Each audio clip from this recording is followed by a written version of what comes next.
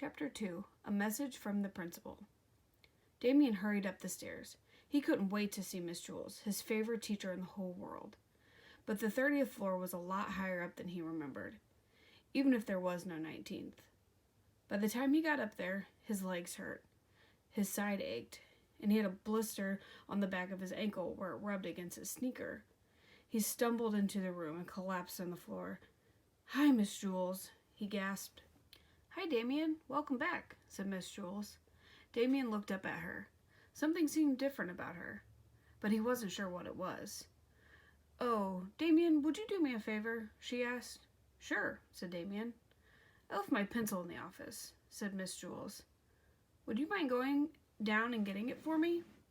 "No problem," said Damien. "It's yellow," said Miss Jules. "It has a point at one end and a red eraser at the other." Damien got to his feet and headed down the stairs. One by one, the other children staggered into the classroom, huffing and puffing. They were all out of shape. Still, they were very excited to be back in Miss Jules' class. Shouts of joy could be heard from every corner of the room. Miss Jules held up 2 fingers. All the children became quiet.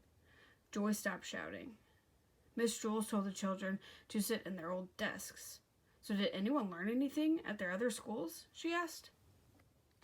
Mac raised his hand. Oh, he grunted. "Yes, Mac," said Miss Jules. "Civilization," declared Mac. "What about civilization?" asked Miss Jules. "We learned it," said Mac. "That's very impressive," said Miss Jules. "Would you like to tell the class something about civilization?" Mac thought a moment. "I don't remember," he said, "but I know we learned it." "That's good, Mac," said Miss Jules. "Anyone else learn anything?" Rondi raised her hand. "Evaporation," she said. "Good," said Miss Jules. "What is evaporation?" "I don't know," said Rondi. Dana raised her hand. "I learned about exaggeration," she said. "It was all my teacher ever talked about. We had like 10,000 tests on it, and the teacher would kill you if you didn't spell it right." "That's very good, Dana," said Miss Jules. "You learned your lesson well." "I did?" asked Dana. Miss Jules shrugged. "Well, I guess we'll just continue where we left off." Just then, Mr. Kidswatter's voice came over the PA system. "Good morning, boys and girls."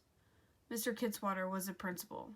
He paused a moment because he thought every kid in school was saying, "Good morning, Mr. Kidswatter," back to him. Nobody said it. Sherry buried her head in her huge coat, closed her eyes, and went to sleep.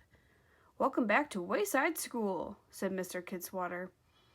"I know I'm sure glad to be back. It was wonderful to see all your bright and chipper faces this morning.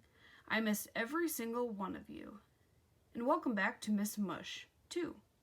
Today's lunch menu will be baked liver in purple sauce. Miss Mush actually cooked this before the school was closed, but she assures me it is still as tasty as ever." "I'm sure it is," said Myron. "A safety reminder, now.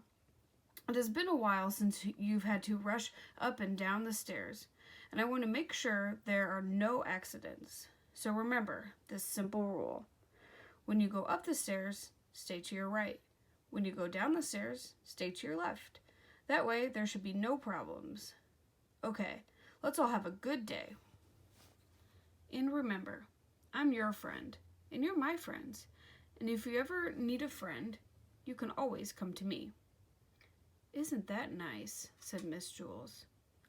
"What a bunch of baloney. There I was, lying on a beach in Jamaica, when suddenly I get a fax that the dumb school was back open. Well, those kids better not bother me. My friends? What a joke! Like I would really want to be friends with those snot-nosed... What? Don't tell me to shut up. You shut up. What's on?